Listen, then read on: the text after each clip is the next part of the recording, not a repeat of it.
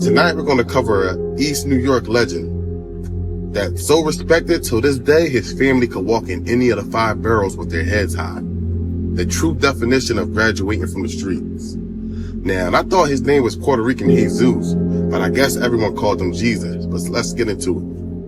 Now, Jesus Valentine started off working at a gas station. Of course, after seeing guys roll up in nice cars with gold watches, chains, he didn't see a future. So he quit and started to hustle. Now, and I know y'all heard the saying, it's not about what you know, it's about who you know. This man right here, that goes by the name of Puertorican Jesus, knew everyone in the streets of New York, while also knowing how to move. He was known to be one of the first ones to be seen with the gold Jesus piece, which became popular in the streets and in the hip-hop culture. Now, in this time period, everyone was getting money. It was hard for some guys to keep their chicks. What's going on, people? Thanks for tuning in to Members Only. Tonight I got a special guest, and we have the son of Puerto Rican Jesus in the building, my man D. What's going on, man? What's going on, big bro? What's up? Yo, everybody was going crazy, over that post, man. They keep asking when it's dropping, when it's dropping. So you got everybody, man, on the edge of their seat. So Well, it's gonna be dropping real soon. I've been working hard. Basically, need to get next to see who's gonna partake, and give us a little insight on how life was out here with Puerto Rican Jesus when he was alive. You feel me? yes, yes, sir, yes, sir. So the first thing I want to ask you right off the jump, man, like, did Mike Tyson really offer your father $1 million to get out the game? that's a that's a funny question because in that era, no disrespect to nobody, but Mike Tyson was the champ, but my pops was the champ too. So it was like, yeah, he might have offered them that, but $1 million was crumbs to my dad. So he took, that lightly and just laughed. It was like a joke. Mm, yeah. So that million was nothing, huh? Yeah, you got to remember, my dad was doing selling crack in the era when it first came out. So he had blocks that was doing numbers that were, and Mike Tyson wasn't getting no money yet. My dad already had money, so he didn't care about being around Mike Tyson. Mike Tyson cared about being around him. mm. And that's how it is. Like back in the day, like all the rappers and all the celebrities, they wanted to live like the hustlers. Yeah, like you can't take nothing from people that's trying to do things the right way. And Mike Tyson was just trying to give my father an avenue as a good friend. But my dad had was other places where he already had legit businesses and stuff at a young age. So he looked at Mike like, I'm all right already. You feel me? And I love you for offering me that. But Mike did give my pops cars and did things for him if he wanted to do it out the kindness of his heart. But Right, my dad could do the same for him, and he could tell you that. right. That's what's up. And so I already know Mike already know about this project that's coming, man. So he got to be a part of it, man. Yeah, I basically went to see him about probably 2 or 3 days ago, and I happened to bump into him because I had went to an autograph release and he was there with Evander Holyfield and another rich boxer, a white dude, I forgot his name. And I went there and I ran into him and I approached him and let him know, like, I'm Jesus' son and I got the documentary coming out and I would love for you to be a part of it. You Mm, feel me? And yeah, he basically let me know he got me. So, we'll see what happened, but I definitely spoke to him about it. He know what's going on. I spoke to him personally, face to face. He right. gave me a couple of autographed signed pictures that I brought there with me of my pops because my grandmother passed away. And I had took the pictures out of her house and brought it to Mike because he's in the photos as well with my dad. And I Mm, also took some personal photos with me of my dad's so he could sign.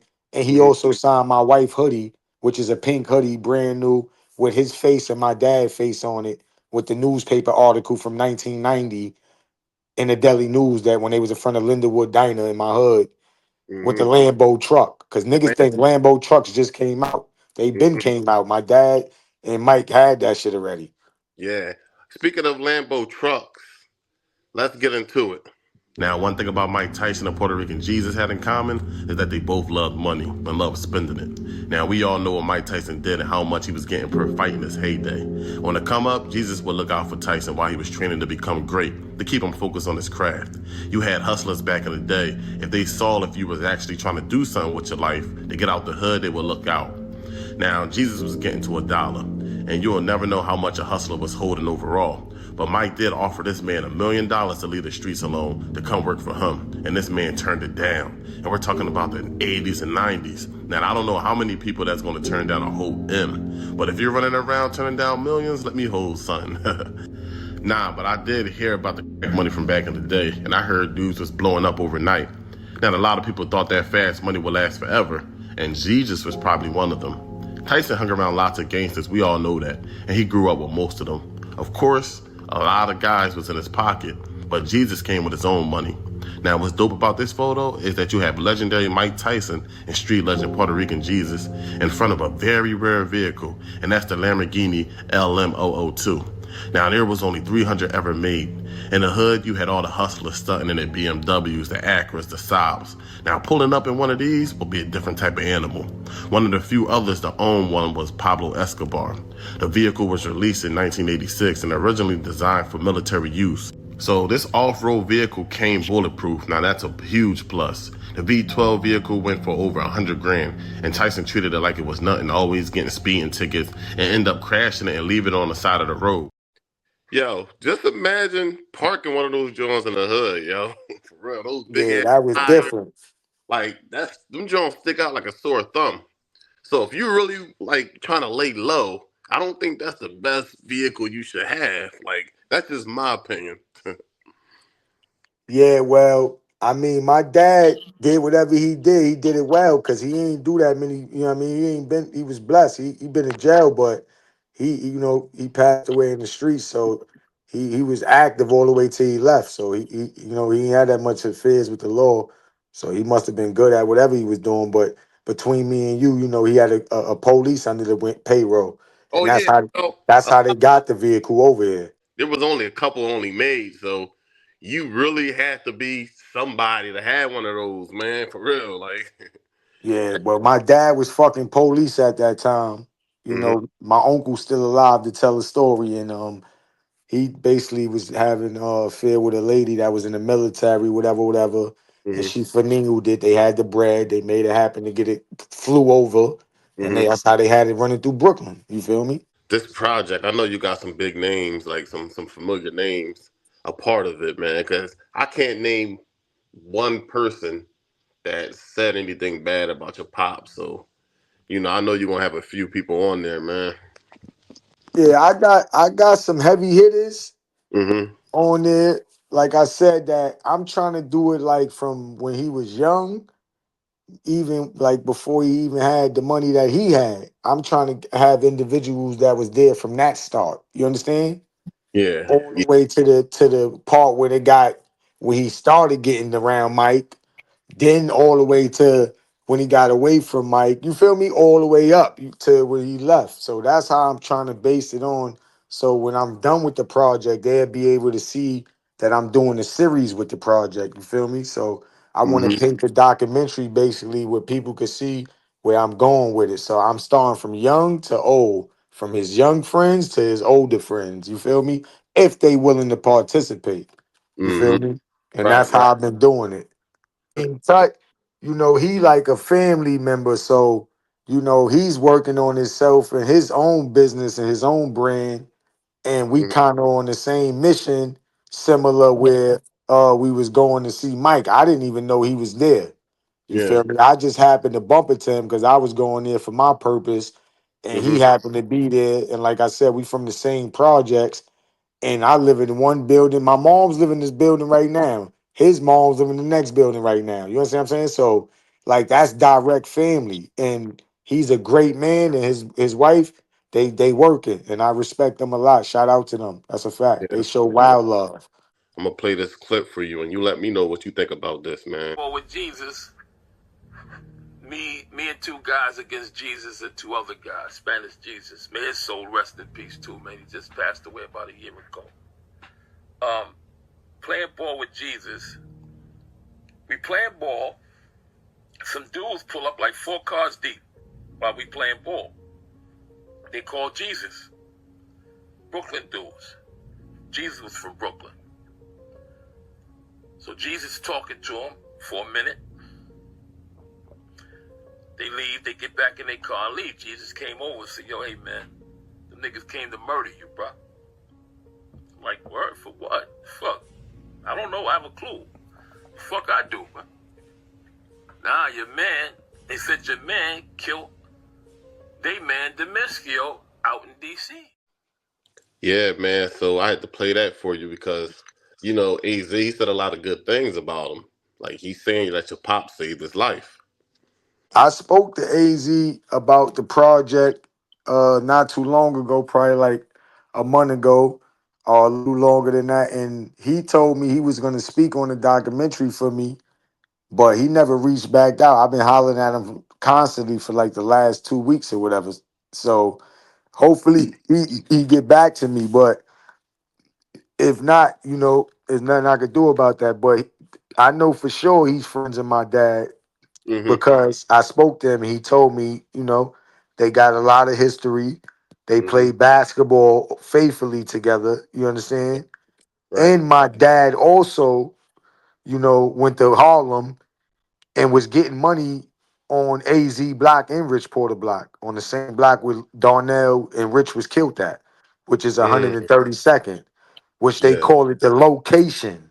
So any Harlem dude, they know about Harlem, 132nd and 7th Hmm. Avenue is called the location.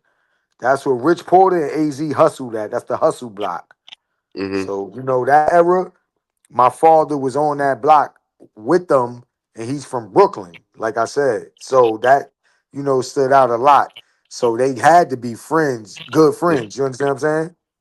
Yeah. Well, hopefully Yeah, he do so the right thing.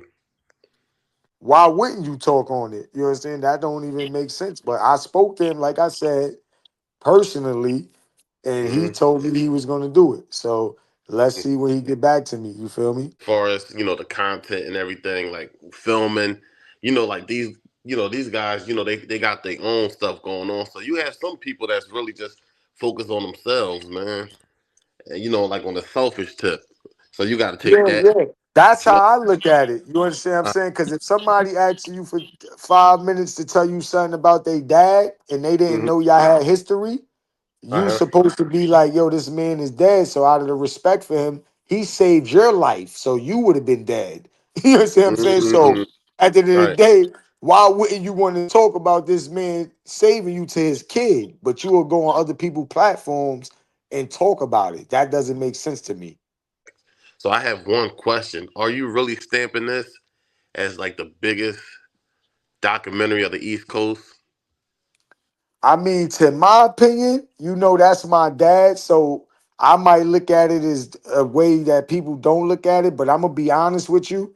Hmm. I've been in prison my whole life, and I was in the street at one point in time, and then my dad, he's just different. Like you hear the Supremes, you hear the Big Meeches, you hear the King Tut, you hear all these names. You feel me? And they still alive.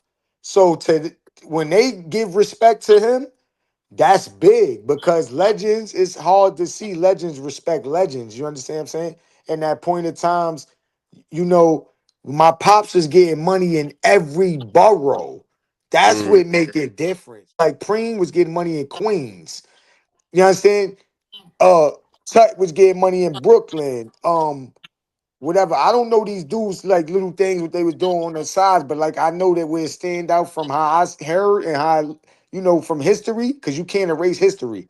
My Right. dad was going to boroughs and getting money. He had number holes and spots in the Bronx and in Harlem where people go there and you could cop either pussy, drugs, or fucking go there to gamble. You understand? So he had 6 or 7 of these places in different boroughs. You understand? Different states. He was internationally known in London, Japan. My pops was going everywhere. You understand? Out of town in Maryland, North Carolina. You understand? So his thing where he was doing was more than just a borough. These dudes is people that people know in New York City only, not everywhere. That- Some of them, you feel me? Yeah, so Yeah. to me, it's the biggest story in the East Coast, period, because my dad stands out everywhere he go. What dude goes to 132nd in Harlem and got on 7th Avenue, the location, and he got his own property there ready as a kid. So when Mm-hmm. Al Poe and Rich Porter was hustling to get their money up, my dad Mm-hmm. already had a store on the fucking block already. So when Damn. they came to Right. see who he was, like, yo, who the fuck is this light-skinned Puerto Rican nigga just in Mm-hmm. Harlem? Niggas is checking your temperature this time. They Right. went to check his temperature. He's telling them he owned the store. So that changed the whole temperature. Cause now they looking at him like he a god. You Mm-hmm. understand? You got to remember they trying to get their money up to get a store. You seen A Boogie and Paid in Full. How can my Mm-hmm. pop story not be the biggest? If you watch Paid in Full, how Puerto Rican Jesus story ain't bigger than Paid in Full? You No, understand? no. Facts. Rich and Facts. Al Poe together couldn't compare to my dad. You heard? Mm. I asked Right. them that. They still alive to say this. Like, Right. you feel me? Yeah. You And know, then I feel dudes you on already, that. yeah, dudes already done discredit themselves and stuff in ways where my dad was still active all the way till he died. You understand? My dad never did drugs. That's one street rule. Two, he never told on nobody. Three, he died active rich. You understand what I'm saying? A lot of Yeah. these players, they dying either in jail or they dead in the street. You understand what I'm saying? My pops ain't do none of the broke the code in no shape or form, and he died, when God was ready to call him, and it was luckily through health. You feel me? He kept his name good and he In remained that. any situation, he been shot, all of that, just like the same Mm-hmm. characters that we talking about. So, like Mm-hmm. I said, I don't discredit nobody. It's just that it's time to give my pops his flowers. He earned them. You heard? Well, yeah. Let's give him his flowers. How he carried it, loyalty is written in all caps on his resume. The streets have no rules, but he was one of the very few, that played the game the right way. He ain't have to short anybody. He ain't even have to kill his best friend or steal anything. That's honorable. Word of mouth was very powerful back in the day. No social media at all. You had to go see for yourself. Now, there was all smiles when people used to see that powder blue Jag outside of a spot called Bentley's. Either that or the side with the rag top. They knew it was him. Now, one thing I want to talk about is the legendary blocks he used to run because I heard they was putting up some crazy numbers. I'm talking about like 100,000 a day. Oh Like, yeah, that was life. Yeah, that was life. My mm, pops told me per se, like I'm his son. I'm from Cyprus, from Brooklyn, East New York. You feel me? He only got two sons from Cyprus. It's me and my older brother Davon. He only 1 year older than me, and he's a part of the project with me. But long story short, my pops had Blake and Logan. You heard? mm-hmm, Logan and Blake doing 120,000 a day, hands down. You understand? I got people on the dock gonna tell you. I got Milford and Belmont. You understand? Between Sutter mm-hmm, doing at least 200 to 300 a day. I got people on the dock mm-hmm, telling. You understand? I got picking in Glenmore, picking in Euclid, picking in Atkins. A little bit of Brownsville before Brownsville became Brownsville, and dudes on that ever ran it. He had blocks in Harlem on Edgecombe. You feel me? Like I've been said, the hustle block where AZ and Rich Porter started from 132nd and 7th. He had 104 Fifth mm, and Broadway. He was getting money by Wagner, 120th First Ave. He was getting money all over these boroughs, the Bronx, Staten Island, Queens, numerous mm-hmm, places in different states, North Carolina, Virginia, heavy. You understand? South Carolina, Florida. You understand? Then not even saying his private flights he's taking to whatever he's doing international. You understand? mm, So it's like when my dad was doing these things, it was when crack first came out. So the money was coming so fast. He told me that, when he looked at me when I started hustling, he used to laugh at me like, "Nigga, go get a job." You feel me? yeah, So yeah, it was no comparing to their era. You feel me? But at the end of the day, the blocks he had blocks in the Bronx, like I said, where women and you could go there for women, you could go there to get your shit off, or go there to cop either whatever drug substance you under.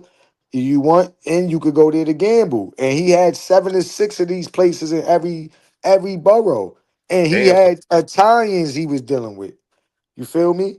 The so everything's underworld type set up, huh? thing. Yeah, mob ties type shit. You feel me? Mm-hmm. Yeah, that's how you stay in the game. That's how longevity is created. I'm just saying a lot of people don't understand, like when it comes to longevity, you gotta have cops in your pocket. You gotta deal with different people that don't look like you just to stay in the game. You know, you gotta adjust within the times. You know, you got new kids on the block. You gotta learn them. You got the OGs. You know, you got the new stick up kids that come around. So, to do like 3 decades in the game, man, you really had to adjust. And a lot of people don't have that in them. And that's facts. That's a big fact. You hit it right on the nose. But Hmm. like I said, my dad had a lot of businesses and blocks and stuff that we still ain't named. That people gonna come up and name on the dock. You feel me? Yeah, you Cause he can't give them all. You can't give them all right now, you know. that's what I said. So, So it just people that know they know. You feel me? And it's gonna keep coming as we go along. You feel me? right, right. So with releasing this official documentary, right? Do you feel any pressure?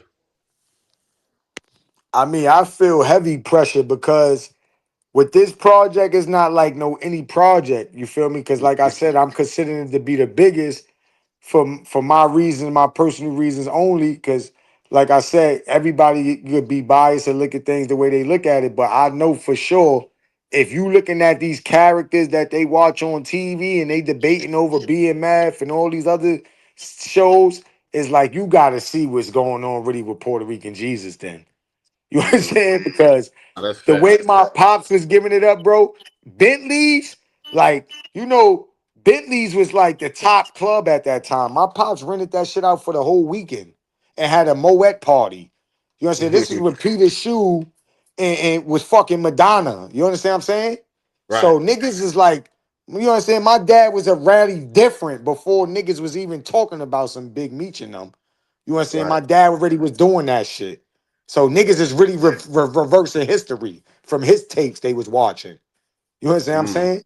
My pops already right, was in tuxedos, the whole buying the whole gang, everything in the party, doing that same shit they was doing. You feel me? He just was doing it more cleaner.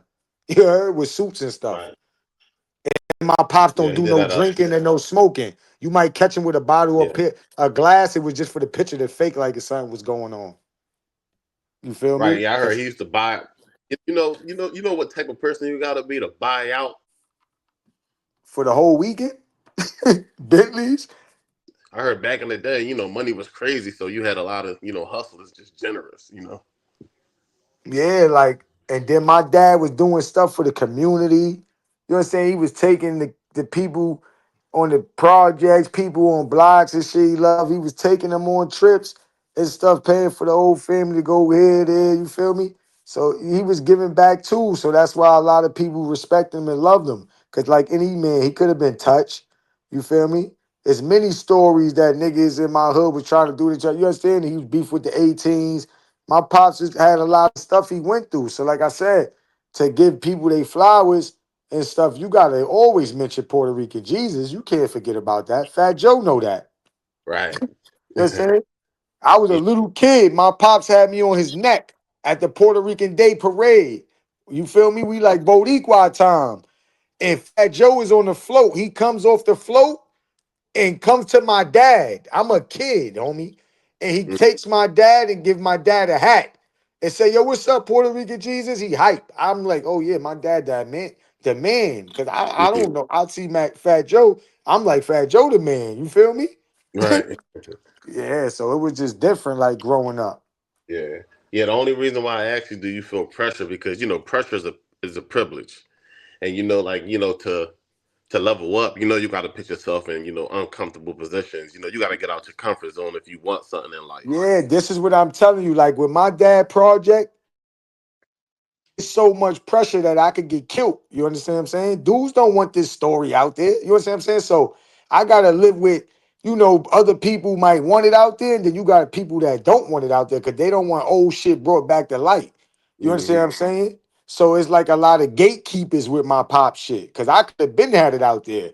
You see Right. all these other projects out there. How you ain't gonna have a story like Puerto Rican Jesus, but you had Dame Dash and them investing to paid in full. You and they Right. made big bread. Nigga, Puerto Rican Jesus story is way bigger than paid in full.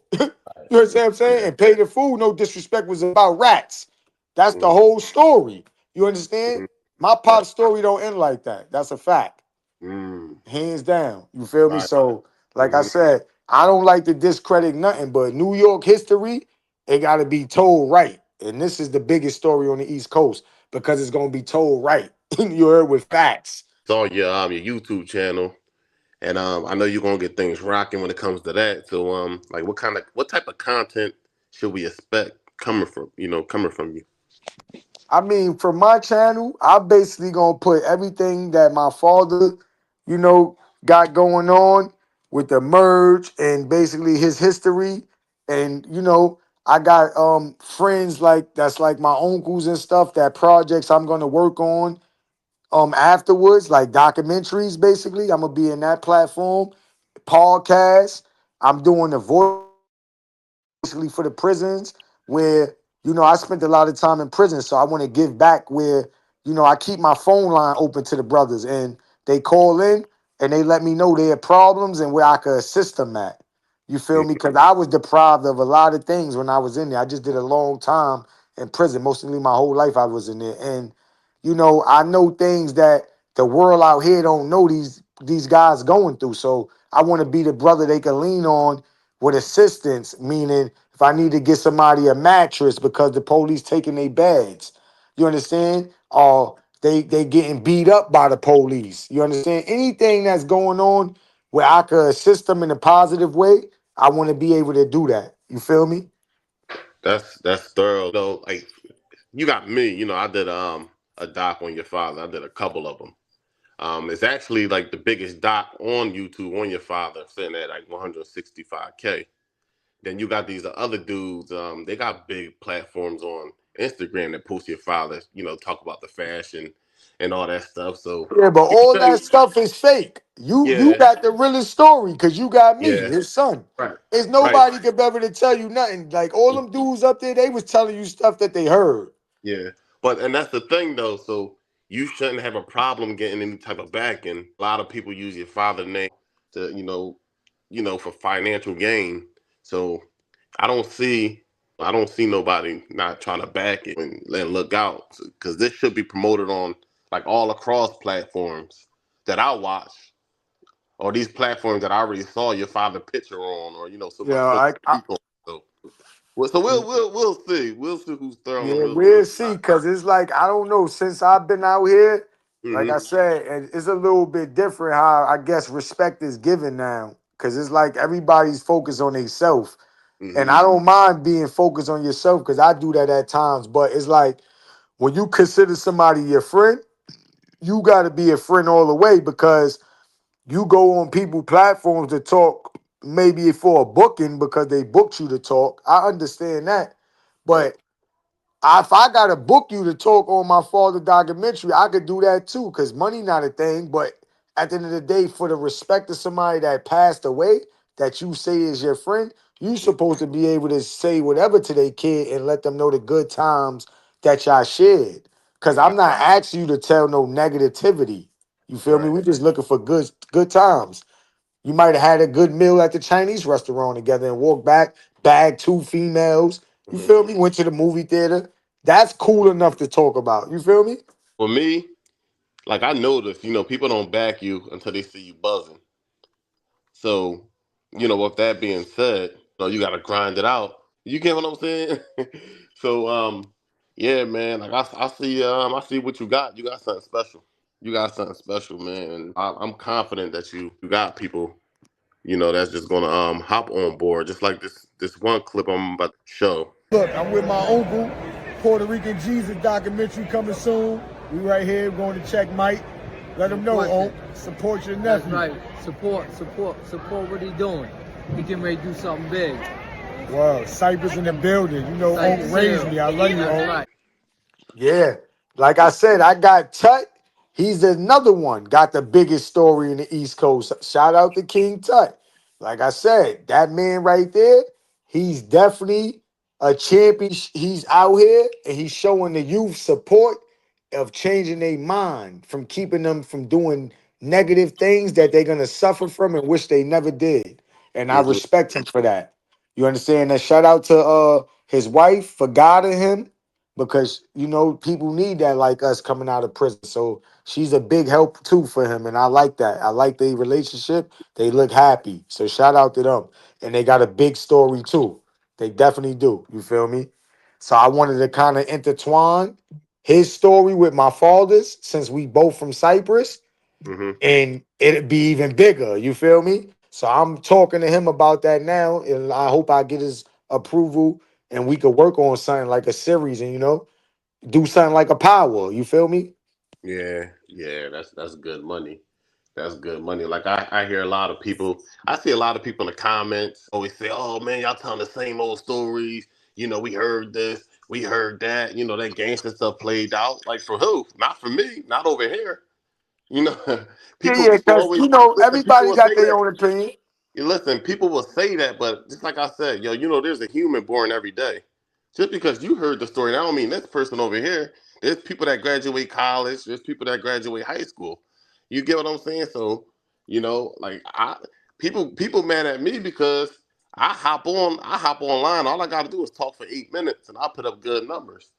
Versus people that gotta be on this joint for hours. Like a lot of Yeah. people complain about my videos being short, but that's just the thing. I got a lot of stuff going on, besides this. But the difference between me and other people when they talk that gangster shit, people don't want to hear it from them. They rather hear it from me. So you just gotta stay in your lane. But one question I did want to ask you is how did you feel when you first found out how special your father was?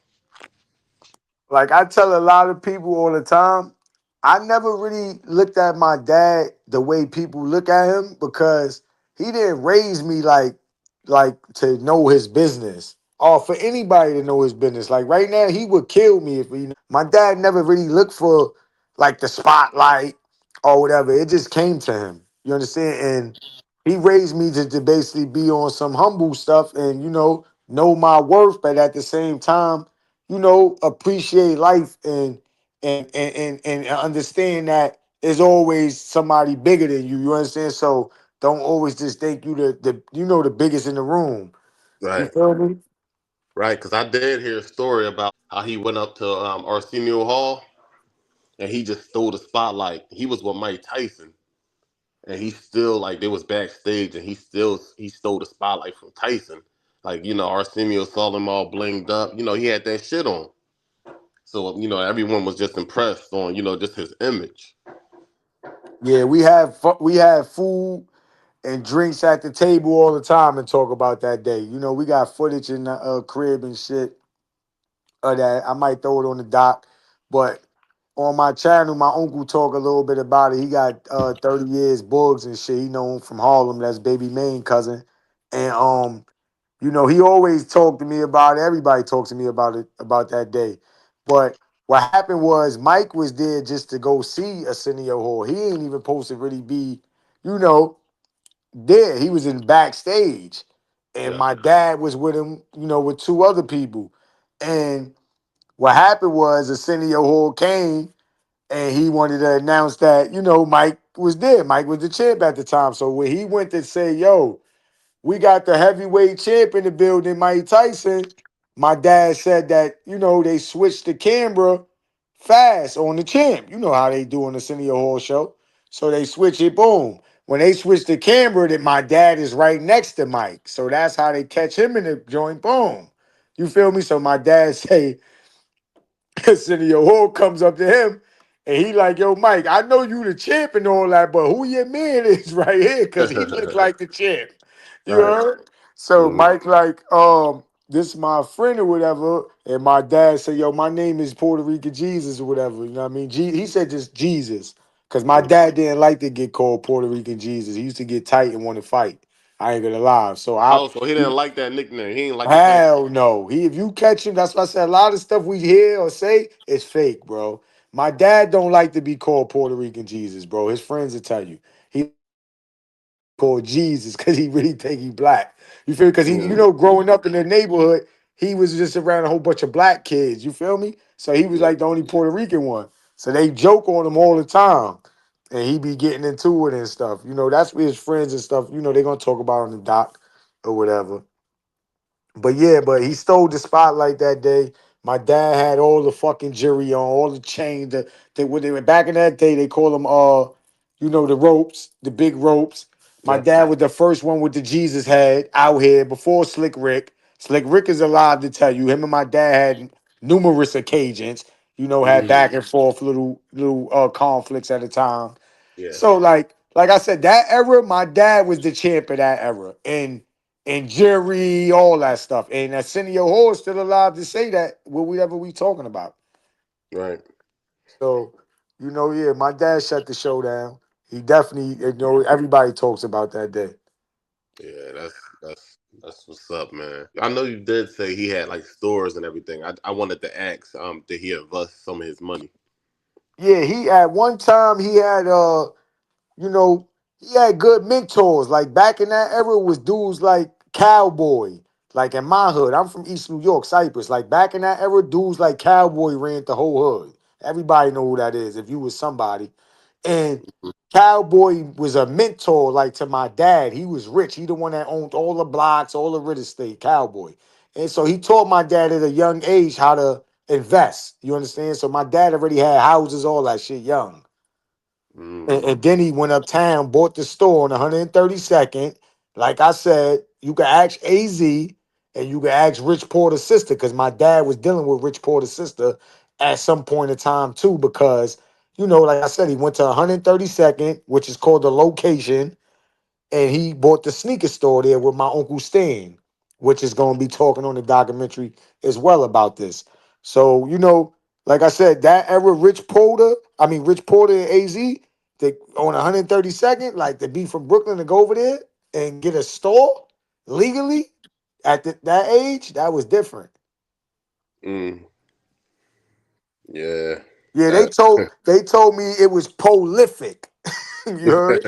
yeah, Then he had mad gambling spots all through Harlem, number spots. So he had his hands full. You feel me? And it's yeah. over 50 people to say it. That's alive. You know, most documentaries, people don't be alive. Or they Hmm. be in prison, or they be places where they can't tell a story. Right. Nah, I definitely feel you on that one. Mike Tyson and other celebrities enjoyed being around Jesus because he came with his own money. He didn't ask for a handout. Now, you could tell they were homies. And this picture right here, earlier that day, they went to go cop some Dapper Dan. Puertorican Jesus took the red sweater. And Tyson said, oh, I'm going to just grab the black and we're going to just rock out tonight. Tyson allegedly offered Jesus $1 million to leave the street life. Now, that $1 million ain't nothing compared to the millions you can make off the streets. Now, taking that $1 million and putting that towards a clean business will be smart. But if you're young, getting fast money, the average dope boy doesn't think about the future because the money seems like it's forever. So you're just in the moment. So it's easy to say what you would have done at the age of 18 to 22, seeing hundreds of thousands of dollars. At that age, all you care about is cars, dressing nice, and women. Now, as a grown man, it does sound crazy parking a Benz in Cypress Hill projects. And he had Mike Tyson in Cypress Hill in the Rolls Royce. They said it was a real life movie back then, y'all. Some say that $1 million to come work for Mike Tyson wasn't enough. Some say his ego was too big to work under Tyson. Puerto Rican Jesus did his jail time and came home without telling. He did his time like a man. People say there's no such thing as a retired gangster, but he was living proof. On his last days, he took care of his family and spent time with his friends and stayed low key. He didn't glorify his past life at all. He was so low, you guys probably walked past him a couple of times. Yeah, gangster don't die to get chubby and move to Miami. Facts. Yeah, that's living proof though, right there, man. If you play the game right, you know Gonna love you right. exactly, exactly. But we definitely, I'm definitely looking forward to this doc, man. For real, man. Like Everybody want to know when the trailer dropping. Did you get a date? Or you still working? Well, I mean, it's dropped to me on the 20th of this month, but I don't know when I'm gonna push it out after that till I go over it, make sure everything is looking good and Mm-hmm. presentable. And like I said, I'm missing a lot of big faces, so I really don't want to put everything out there because my father's story is so long that people calling every day to, get added. So I want to make sure that it's nice. You feel me? So I might do a screening and all of that before I even go to just releasing it. You feel me? So I'm taking my time with it because, like I said, it's my baby. You feel me? So it's Right. like, you know what I mean? I'm raising it right. Mm-hmm. So when I present it, that it be, presented it like my dad because this is his life. This is legacy. You feel me? This is something that's really big. And I need to present it to the world the way he would be wanting to present it. You feel me? Right. Yeah. He was a fly dude. So Right. I want to make sure that it's bougie, it's good quality. You feel me? Right. Yeah, it So it's represents gonna be a lot. Jesus. And then you got this project, so you got to balance it. So man, just make sure you good. Make sure your mental health's good. And take your time. Take your time. You might need a break one day. And come back to it. So yeah, take your time, man. Don't produce that fire doc. That's a fact. But I forgot to tell you too. We had the club uptown before he passed away with his best friend Del Son. That's the dude from the owner of the Don Diva, co-owner with his brother Kevin Childs. So he had the club out there in Harlem too Oh, before where? he passed away. Yeah. Oh, that's dope. Yep. So we should have Del Son on the documentary too. I had contact him too, so he said he was going to be a part of it. So we're going to see. So that's why I'm doing the documentary as like a series in sections, meaning like season 1, season 2, season 3, like that. You feel me? Yes. So I could break it down because my dad's story is too long just to, have it as one doc and that's it. You Right. understand? So I'm gonna break it down as a series doc. Yeah. Yeah. The So crazy I'm gonna be thing, releasing soon. you told me a lot of things that I didn't even know, and there's still more. So, Yeah, I, hell I yeah. I just. ain't even tell you everything. This shit was like a brief. hmm Yep. But we tapped in enough for other people to start, knowing what's going on because they might don't know. So we giving them a chance to catch up. You Right. feel me? Yes, sir. Because they be Yes. on my platform. My platform is low. I got 70 followers on my Son of Puerto Rican Jesus. And I'm his real kid. You feel me? Right. So it's like they Yeah. I'm got gonna other definitely put people the. talking about him. You could shout out definitely St. Liz. He's definitely a big supporter like yourself. And that's about it besides my channels. Yeah. Yeah. And Exotic Babe, my other clothing line. I got the line with my wife. So if you need an outfit for your wife or whoever need an outfit in the real world, I hmm make the fire lingerie. I'm taking over Victoria's Secret. I got Hey. exoticbabe.com collections.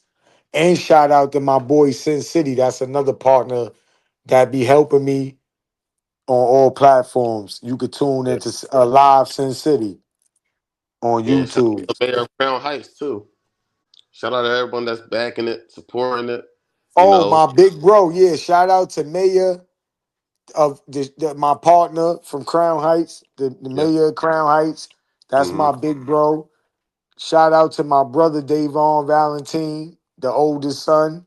You feel me? And definitely shout out to Moving Forward Podcast, No More Favors, and Glide on Instagram, Gutters Seat City, whatever. Shout out to them too. All the platforms that show Puerto Rican Jesus love, long story short. Yeah. Because there's What's your many of them. Instagram? What's your Instagram? Let the people know. My Instagram is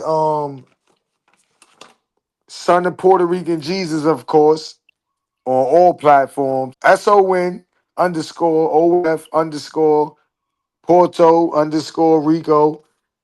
No, Rican, sorry, underscore Jesus. So Son of Puerto Rican Jesus, all lowercase.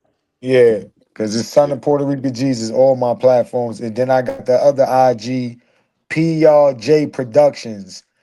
That's my father label. I mean, filming company that I'm presenting the documentary under. So they could go to that page.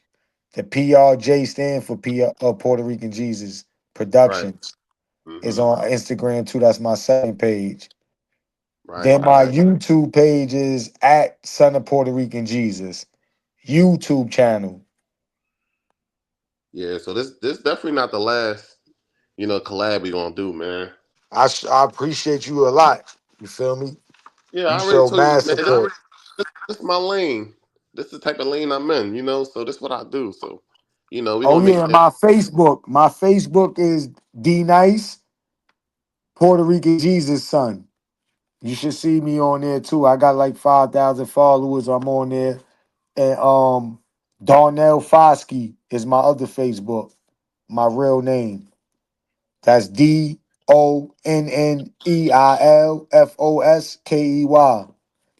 Yeah. So make sure y'all tap in with him. Make sure y'all get the likes up on this video, man. Get the likes up, subscribe if you're new. You already know how I do. Yeah, one of Hit the me up in the biggest comments. stories in New York. That's a Facts, fact. facts, man. But I appreciate you, man. Like this was a good talk. And just like I said, it's not gonna be the last time we collab, man. Yeah, well, I appreciate you too, King. Thank you again for your time and your support. Appreciate you, big bro. No problem. We definitely looking forward to the doc, man. Definitely. Well, you be the first one. I'm gonna send you a screening ticket. You definitely on me Oh and, yeah, I'll and be get you there. there. Oh hell yeah. Hell yeah. Yeah, cause the screening gonna be a movie. That's facts. That's facts. Make sure you give, the red carpet experience.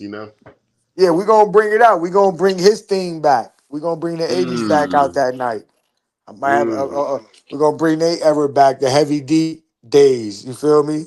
Get them the Mm-hmm. Rakim and Eric, the Eric and Rakim days, paid in full. Facts. Mm-hmm. Facts. Facts, man. Facts. But we out, man. Everybody tune in, link in the, description. And you already know where to find us. We out.